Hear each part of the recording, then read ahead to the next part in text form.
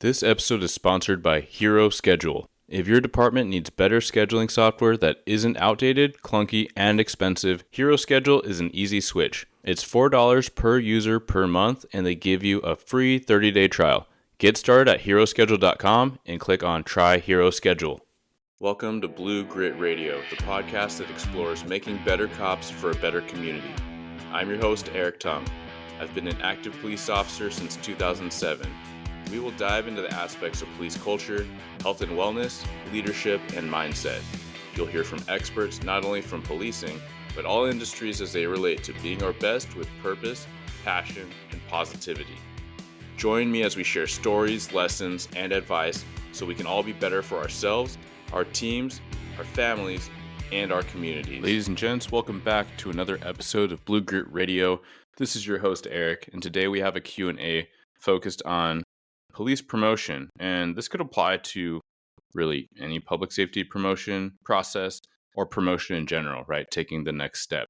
But there are going to be some nuances to public safety because of civil service, governmental entities, and some of these things that are very specific in the public sector. This question was really prompted from a listener, and I'm going to amend some of the question. I want to keep it anonymous, but there are a lot of takeaways from this, and it's not dissimilar from a lot of questions I've gotten through the years since starting Blue Grit, as well as just conversations and questions from people that I've been in numerous contacts with, whether it's from my department or the region when I promoted a sergeant.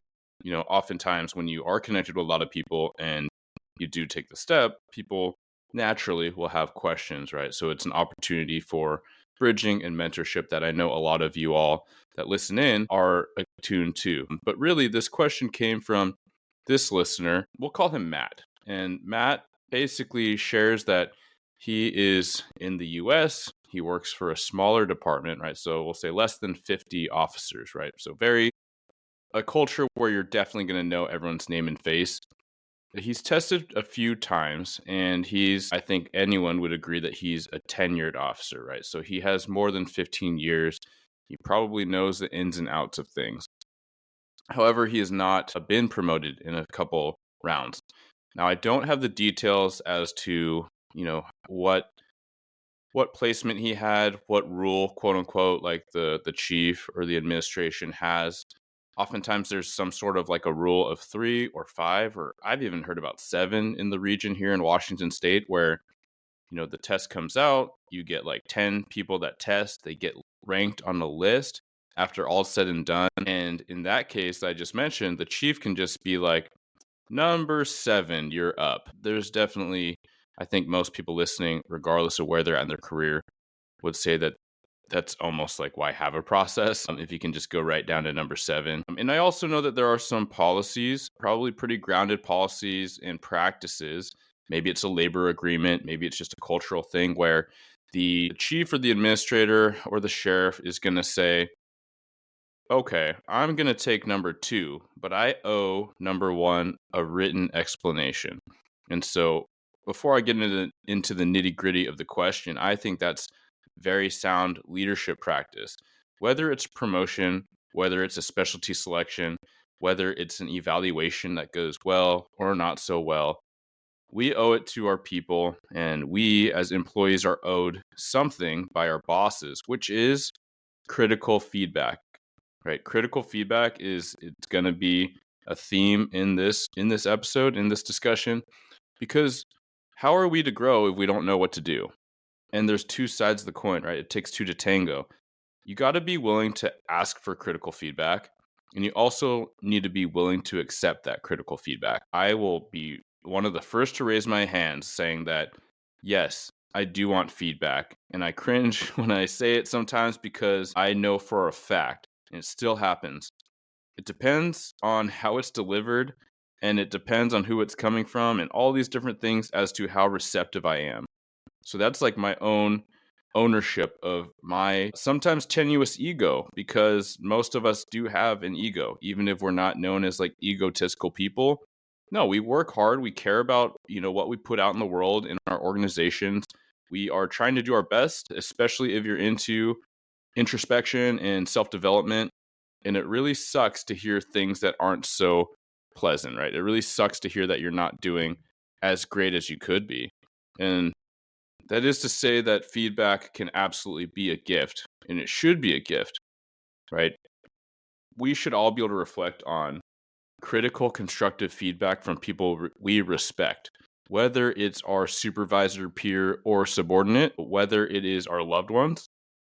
Like, that is a gift. They are going out there, they're putting themselves in an uncomfortable position to improve your relationship between the two of you, right? Or your relationship within the organization or the team, or fill in the blank.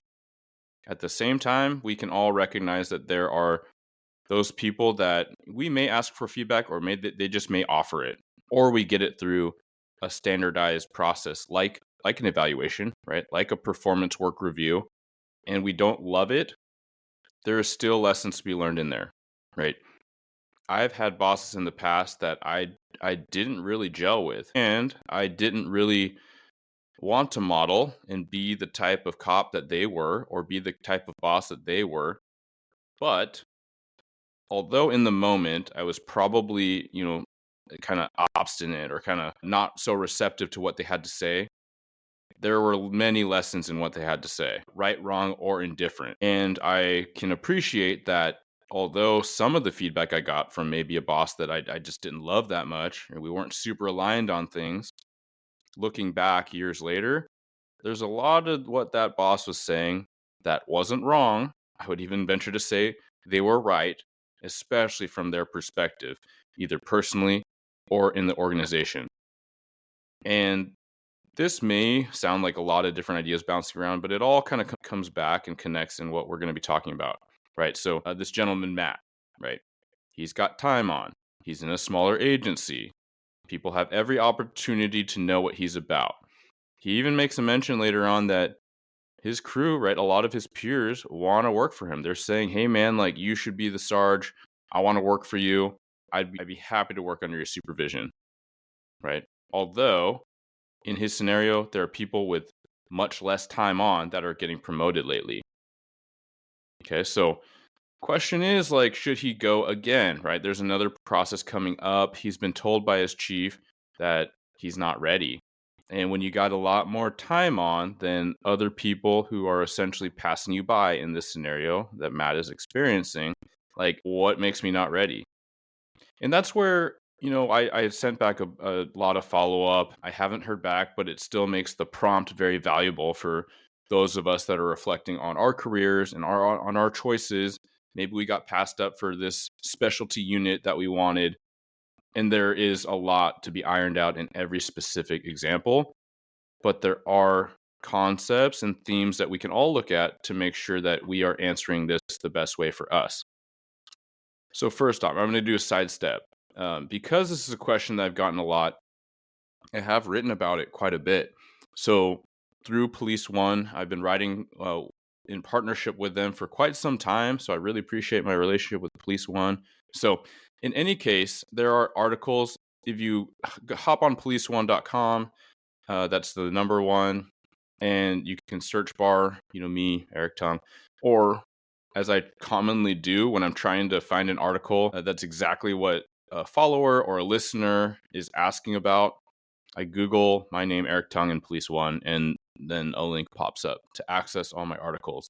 So with that, there's literally the question under the Ask Tung column, should I pursue a police promotion? Right. And in that, I invite people to ask themselves different questions and consider it for themselves. Right. There's also just articles. One is like, so you want to be a Sarge? That's one that I wrote years ago that helps people think about the right things to prep themselves mentally, not just for the test, but for leadership philosophy. And it's the culmination of all these things that I built together for my promotional guide that's available at my website, bluegritwellness.com. But that's a deviation, right? That's if you want a lot of volume. I want to say it's like 50 pages. But in any case, it's a huge PDF with a lot of prompts, detailed instructions on what is most common in all the different types of promotions that I've either seen on either side of the table in various departments or that I'm aware of nationwide, right? So just ways to break this down, but in a lot of ways, what I think is more important and what we're getting at, or what we're going to be getting at, is your leadership philosophy and how you show up outside of the test, right? It's awesome to study a ton, answer the multiple choice, smash your interviews with people that may not know you, right? Like objective testing is oftentimes going to be administered with panelists from all over other departments that hopefully don't know you super well. So it is a bit more fair, unbiased. However, that's the test. And as I alluded to earlier, you may test number 1, 2, 3. But if there's the rule of 5 or even the rule of 3, right? You're number 2. Maybe the Chiefs taking number 1 and 3. And those are the things that matter when you have that ability of variability, when your agency has that. And what is your reputation within all ranks? What is your relationship within all ranks? And I can't answer that for you, right? That's extremely nuanced. That is extremely individual. So even in this, the article, Should I Pursue a Police Promotion? I outline a few things. And that is to say, there are lists of why a lot of people don't want to promote. They don't want the responsibility. Maybe they've been passed up. They don't feel like playing the game. And so these are things that are meaningful to evaluate when you're at that point, right? Where Matt is at that point where he's thrown his name in the hat. He's undoubtedly put himself in this uncomfortable position because testing is an uncomfortable position, right? He's done it before. Again, I don't know exactly how well he tested, but let's just say he got number 1 and 2 and he got passed and they promoted 3 and 4. I brought up feedback earlier, feedback being a gift, and that's where I don't know for certain what type of feedback he asked for and what type of feedback, if he asked, he received. He mentioned that the chief said he wasn't ready. Well, what does that mean, right? Obviously, we've covered how he has the time on. Is he not ready with aptitude, right? I've posted about this. I firmly believe that time does not equal experience. Time does not equal aptitude. Time is time, right? There's plenty of people that have worked for more time, but they are not necessarily as capable. And I'm absolutely not saying that about Matt. I don't know him, right? I don't know his whole story and his career, his dynamics with everyone in his department. I don't know how he does his day-to-day work. And I don't know whether he's an advocate for his day-to-day work with his immediate supervisor, and on and on and on, right? I don't know what his attitude's like as he shows up. But we absolutely need to recognize that there is so much in our locus of control, like how we show up, how we develop ourselves, how we ask for feedback, how we take that feedback and mobilize it and show that we're mobilizing it. And I'm absolutely not talking about, as some chiefs have mentioned, I think it's Chief Scarpin from here up in Washington State on a leadership panel. I've had a few of them. If you scroll through Blue Grid or you just search for leadership panel, several very accomplished, very insightful police leaders and outside of police speaking to these leadership concepts. But I believe it's Chief Scarpin that calls it silly season, when someone retires and they're making an announcement and all of a sudden everyone's posture's improved. Everyone's more smiling in the hallways. Everyone's like, hey, sir, could I pick your brain about this and that? I'm not turning that down. I'm not saying like you shouldn't do that. You absolutely should. You should rub elbows and you should ask for time and pick people's brains about mentorship and about leadership and about all these things.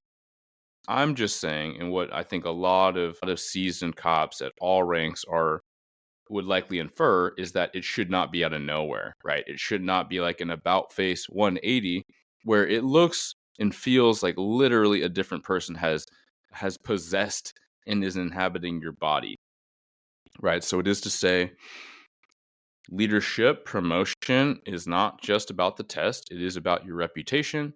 How do you build your reputation? You build it through your work and you build it through your relationships. There are, categorically, traditionally, there are all these conversations about playing the game, kissing the ring, brown nosing, whatever you want to call it. And I've also explored that in articles, and I'll explore it here a little bit more where, yes, there is such a thing of playing politics, and some people will be like, I don't want to do that. I'm never going to promote, or I'm never going to promote past Sarge because then I'm admin. And okay, cool. You can have your opinions about that. We all know what the too far is. The too far is you're two-faced, you're disingenuous. People don't know what you're about. You're a flip-flopper, what have you. And I'm certain that people can think that about me because people can think that about anyone. But what I would invite people to think about, and what I would challenge you to think about is that not communication effectively? Is there not a degree of emotional intelligence when you are toggling your tone, your approach, your word choice, even to get an effective message across? I'm not saying change your values. I'm not saying change who you are. I'm saying be mindful and be willing to adapt your tone for your audience. You've even heard it on this show. If you've never met me before, you know that I have a different tone and cadence with a chief that I don't know personally, right? That I've only met through social media, reading articles and, connecting in this space, right? I can learn their resume, I can learn what they're about, and I might be learning tons and tons and tons more with them in real time. I'm going to sound different with that chief than I am with my buddy who's been on the show 3 times and I've known for 10 years. That's just facts, right? That's just a different relationship. I'm going to sound different on the show when I'm doing this solo episode and I am recognizing the potential audience. It's just different when the door shuts, when someone comes in, when a sergeant's like, hey, boss, I got a question. Okay, cool. I'm going to change my demeanor to be receptive to what they're saying. I'm also going to talk to them differently than I talk to an officer that I don't know very well.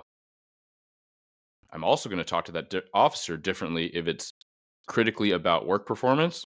I'm also going to talk differently and have a different tone and probably words if I'm just checking in on something that they shared about earlier in the year. And if they're asking me how my weekend was, right? It's a different tone and temperament. I'm also going to talk differently with anyone at work than I am with my friends outside of work and my wife and my kid and on and on and on, right? So if all of that means that I'm playing politics and I'm disingenuous, because I've heard people say that kind of thing, I would invite people to truly, really think about and flip the mirror on themselves. Because oftentimes we also recognize that, right?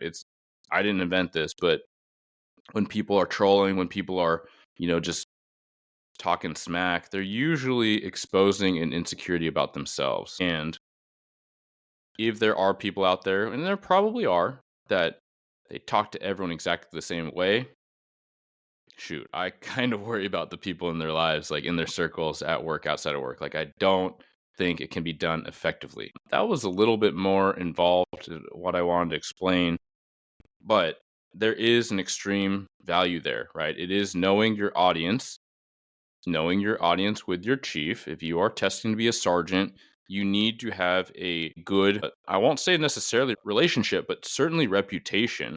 And that is what you build your relationship on. And you have a relationship with everyone you interact with in your organization. It might not be very well fleshed out because of rank or role, but in a department of less than 50, like, you have an opportunity. I just really want the listeners who are in this boat of like, should I test again or should I test it all, or how do I develop myself? Do the work, right? And this is where in the guide, it is way more beyond the just nuances of different aspects of the test and how to prep for different aspects. But it is really a lot of exercises to say, just like I would, with Matt when I responded back, a lot of prompts. And this is essentially like the guide, just like the hiring guide or the promotional guide. It is like how I would mimic coaching, right? So there are prompts, there are exercises, there are writing and reflection, little things that you got to do to kind of iron things out, and you can assess where you're at. Like, you can get the most accurate view of where you're at.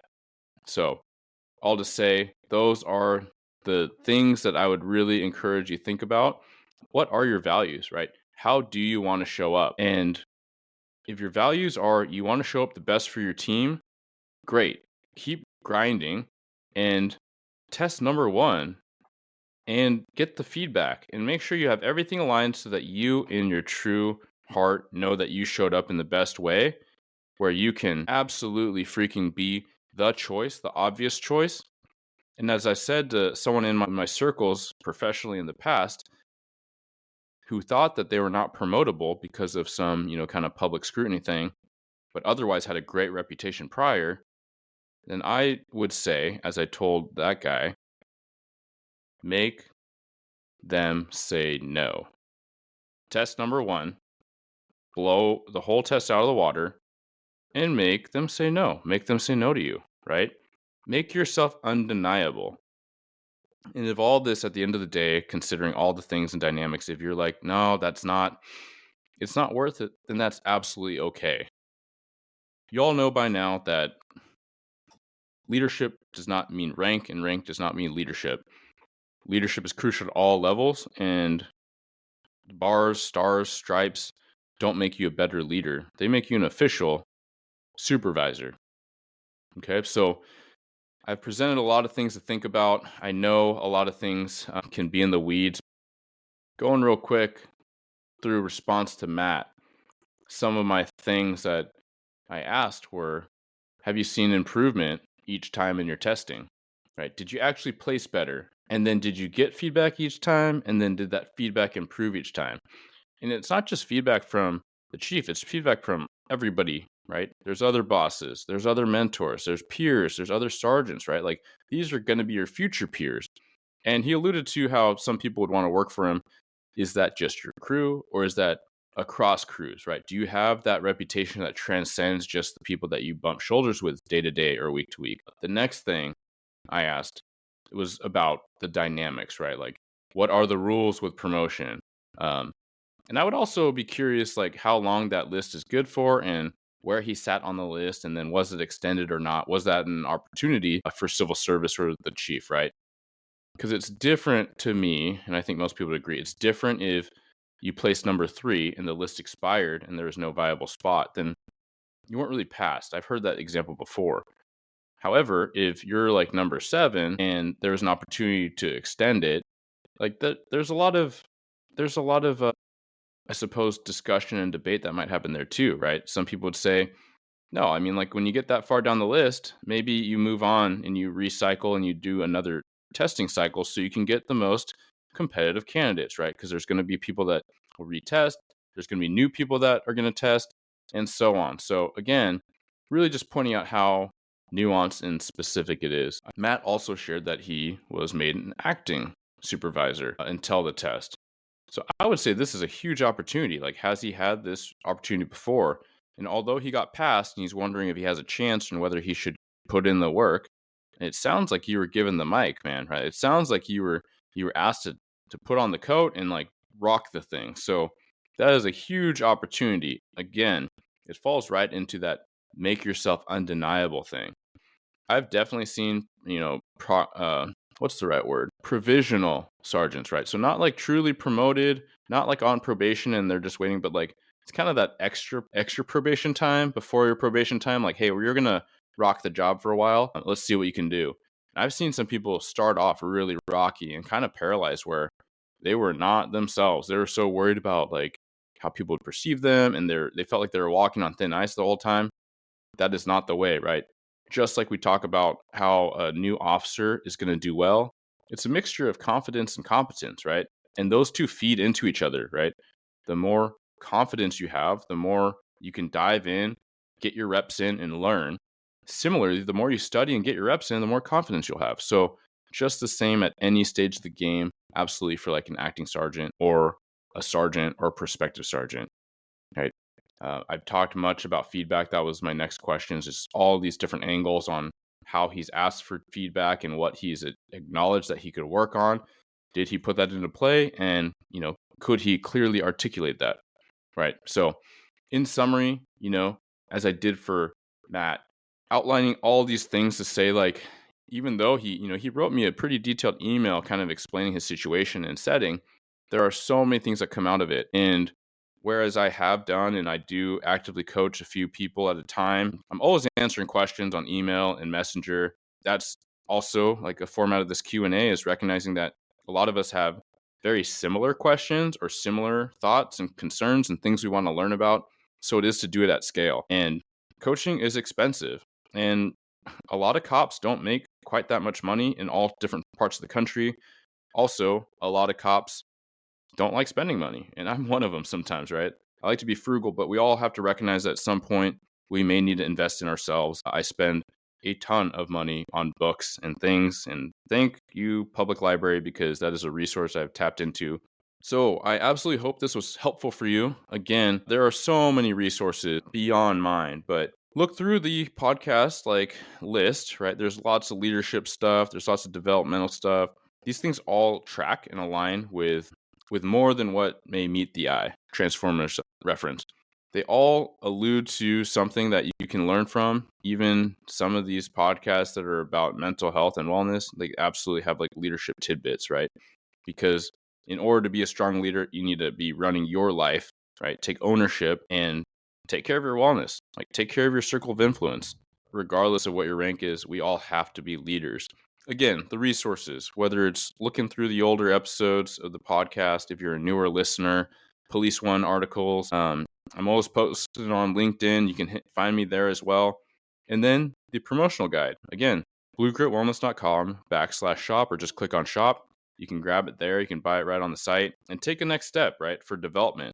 And even if you're not testing, as I said, a lot of it is to help you define and iron out your leadership philosophy and how you want to identify your values and move forward in this job or whatever job you have. So without more, I will wrap it there. Thank you so much, as always, for following the show, listening. Hugely, hugely thank you for sharing. Sharing episodes and posts with your circles is probably the best compliment I can have. It says that you've gotten value from this and you want to pass that value on to other people that you may find it to be helpful for. So again, thank you. Stay safe, take care, and stay gritty. If getting selected for the next rank is of interest to you, I highly recommend you do your homework and you recognize resources. And part of doing that homework and recognizing resources is the guide I've prepared. It hones in on a lot of my lessons learned from being on both sides of the table, testing as a sergeant. And although I got the nod in the first round, when I looked at the notes, there were a lot of things I misunderstood. There were a lot of things where I didn't present my best way. I was fortunate that my total testing process was successful enough to get me in. And then for commander, doing that internal process and external process, seeing some dramatic differences, coming out on top of both processes. However, learning again, when I looked at the notes, there was so much that I left on the table, or so much that I misrepresented myself, or I didn't convey what I had intended to the assessor. So with all those lessons learned, breaking down the common test components, and also, arguably more importantly, how you identify, define, and prepare your own leadership philosophy that you can not only take into the test, but you can take into your day-to-day interactions with your team, your peers, your subordinates, and your leaders, right? Because leading up is a critical part of organizational development and culture as well. So for more on the guide, you can find it at bluegritwellness.com. That's the promotional guide at bluegritwellness.com/shop.